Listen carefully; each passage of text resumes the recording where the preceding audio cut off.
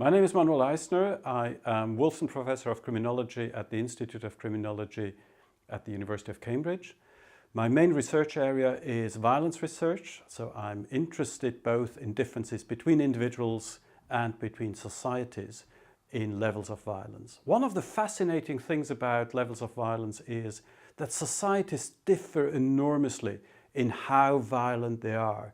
If you think about the most peaceful societies in the contemporary world, they have about 0.3 homicides per 100,000 inhabitants. The most violent societies in Central America have about 200 to 300 times more homicides per capita than the most peaceful societies. So the question is, well, why do they differ so much? And we are exploring the ways in which social structure and political processes contribute to levels of violence between societies. At the same time, we're interested in differences not just between countries, but also within countries. For example, in any city, there are big differences between neighborhoods and streets that are high in violence and that are low in violence. We have some good research suggesting that about 95% of all calls because of a violent event are concentrated in just about 5% of all streets in any given city in any given moment.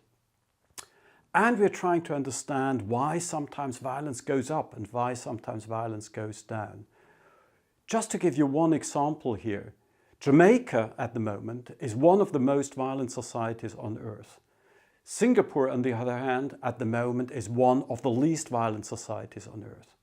However, before the two places became independent in 1960, about 50 years ago, they were almost the same in terms of homicide rates and in many other structural ways. So we're trying to understand why they went into different directions.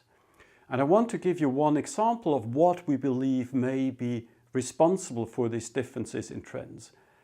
We believe that one of the important things that pacifies society is that rule of law is effectively established in a society, and that people, including young people, adolescents, believe in the rule of law, that complying with rules is actually worth it. Why is this important?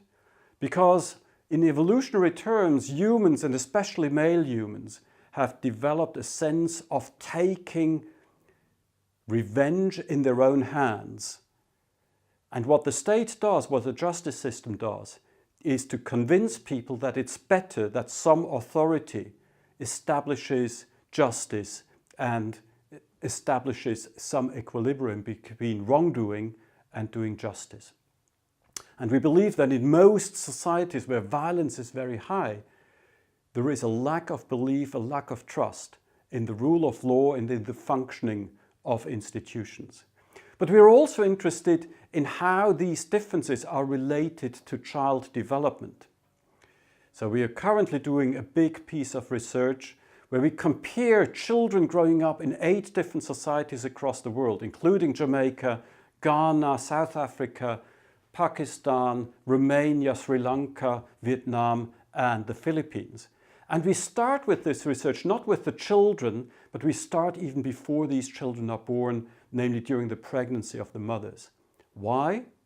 Because we believe that exposure to violence during pregnancy of the mothers changes already before the children are born the way they function, the way their brain develops, and we want to capture this decisive part of their development in the first 1,000 days, and to turn this into powerful advice to policymakers about how to better support pregnant women and children in the first stages of their life to reduce the risk of violence in these societies.